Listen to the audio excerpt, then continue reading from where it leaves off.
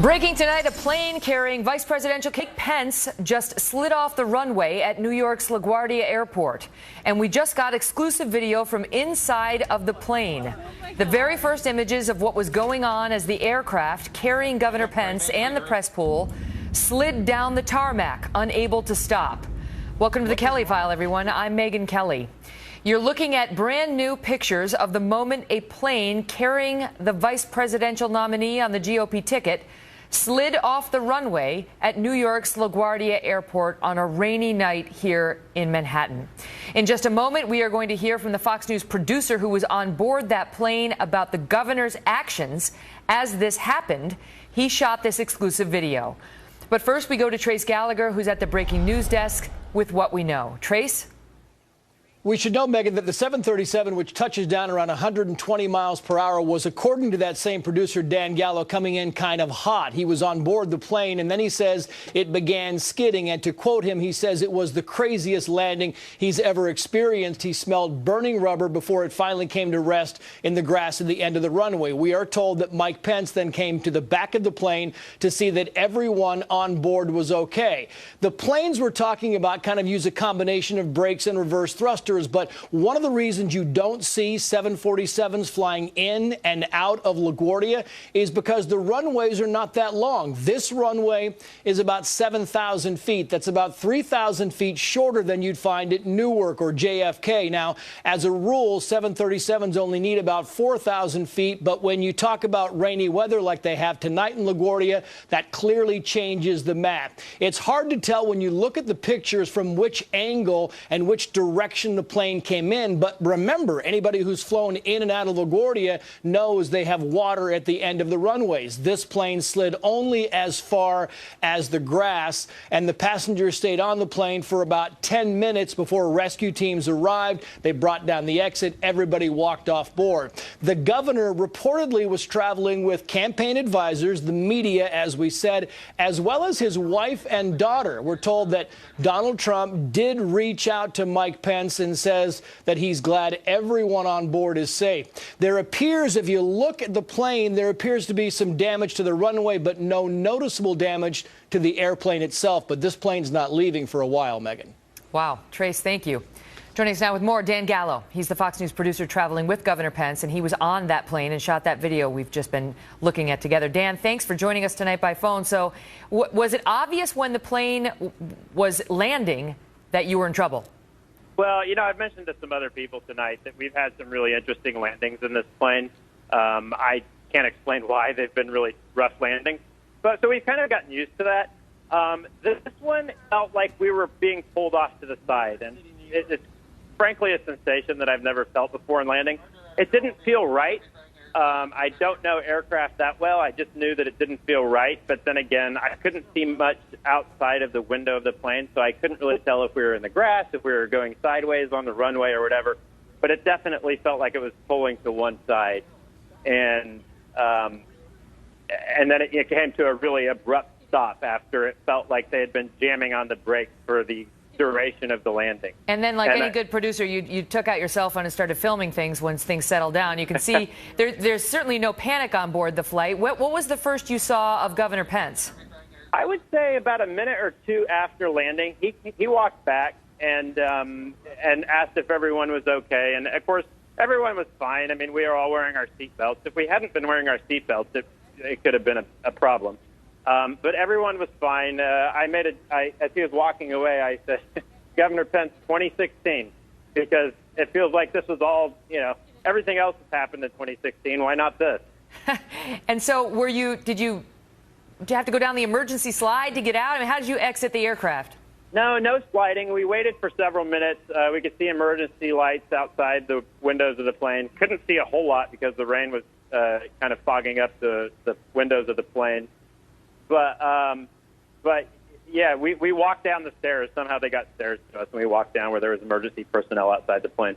Great. So everyone is okay, including the governor, including you. Glad to hear it. And as you say, Dan Gallo, 2016. We've experienced that too. Great to see you, Dan. I got some mud on my shoes after tonight. Great to hear from you. All the best Thanks. to you. Glad to hear everyone's all right. Also breaking tonight, with just 12 days until Americans elect their next president, there is growing pressure on Hillary Clinton to respond to the latest leaked campaign emails. These notes detail the most lucrative time in Bill and Hillary Clinton's careers, the years after they left the White House, and while Mrs. Clinton served as Secretary of State. A new Wikileaks release revealing a memo written by Clinton Foundation executive Doug Band. In it, Doug Band details what he calls, quote, Bill Clinton, Inc., an operation to enrich the Clintons by steering top-tier corporations to donate to the Clinton family charity and bankroll the Clintons' lifestyle, even contributing millions to the Clinton family's personal fortune. We've got a big lineup for you tonight on 2016, including Charles Krauthammer, filmmaker Michael Moore, and Trump spokesperson Katrina Pearson. But we begin tonight with Chief National Correspondent Ed Henry and the story behind Clinton Incorporated. Ed? Good to see you, Megan. After November 8th, some of the world's most influential corporations may still be pouring money into the Clintons' personal coffers. That's because while Bill and Hillary Clinton have promised to swear off new fundraising for the foundation if she's elected, this leaked memo suggests the door is wide open for millions of dollars in consulting fees to continue flowing to Bill Clinton, even if his wife is president. Today on the trail, Donald Trump was all over the release of this damaging email detailing what you called Bill Clinton, Inc. That was not coming from Trump. That's coming from former Clinton confidant Doug Band. Now on the outs after he alleged it was a strategy, actually, to steer donors for the foundation to hire Mr. Clinton for speeches and consulting. The 2011 memo revealing the plan, quote, yielded more than $30 million for him personally, with $66 million to be paid out over the next 9 years, meaning it could continue from 2011 to 2020 or the end of his wife's first term if she's in office, unless, of course, there's public pressure and Bill Clinton is forced to sever some of those contracts. Now, Band wrote the memo after Chelsea Clinton blew the whistle on allegations that his company, Teneo, was making money off of access to her father. He fired back. The foundation literally had about 500 conflicts of interest. He further alleged the former president was collecting money from at least 3 sponsors of CGI, the Clinton Global Initiative, and had accepted personal gifts as well. The Clinton camp has so far refused to even acknowledge the authenticity of these WikiLeaks emails, but the company Band co-founded did confirm the accuracy of his memo, though they insist tonight Teneo never benefited financially from the charity, Megan. Ed, thank you. The question tonight is, how much does this stunning new information reinforce some of the worst perceptions of Hillary Clinton? And how much does it matter just 12 days away from the election?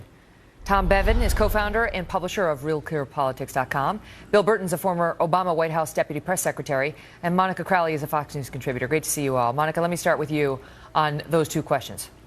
Well, Megan, we know that the most problematic scandals for any candidate are the ones that reinforce a pre-existing negative notion about that person. The problem for Mrs. Clinton is that these constant WikiLeaks disclosures remind voters of 30 years of Clintonian corruption, and it also reinforces a sense of pure exhaustion that most people feel when exposed to the Clintons for any length of time.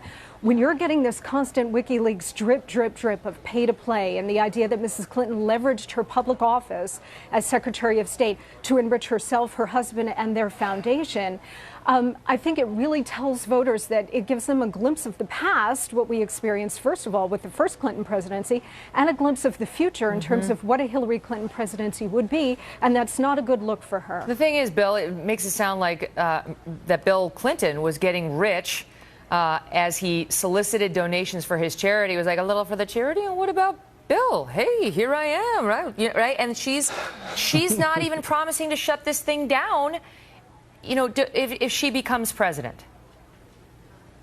Megan, first of all, we can't let this conversation get too far down the tracks without saying Russia is trying to have an impact on our election. I know. They We've been told. leaked these documents. They've not been confirmed by the Clinton campaign. They shouldn't be messing with our election. Oh, yeah, Russia's not any good.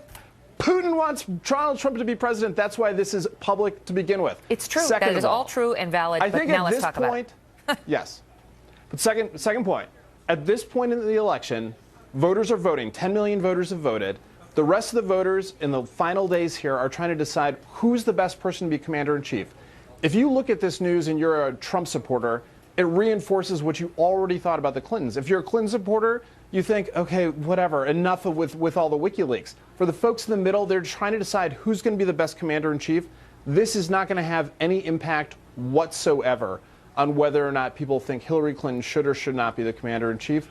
Donald Trump is running out of paths to 270 electoral votes, and this does not create a new one for him. All right, so let's pick it up there, Tom, with you on the polling and whether you agree that Donald Trump is running out of paths to 270, because the Trump camp believes they have momentum. The Fox News poll that just came out shows her leading only by 3 and shows her lead shrinking and shows his standing with independents getting better and his standing with Republicans getting better as well.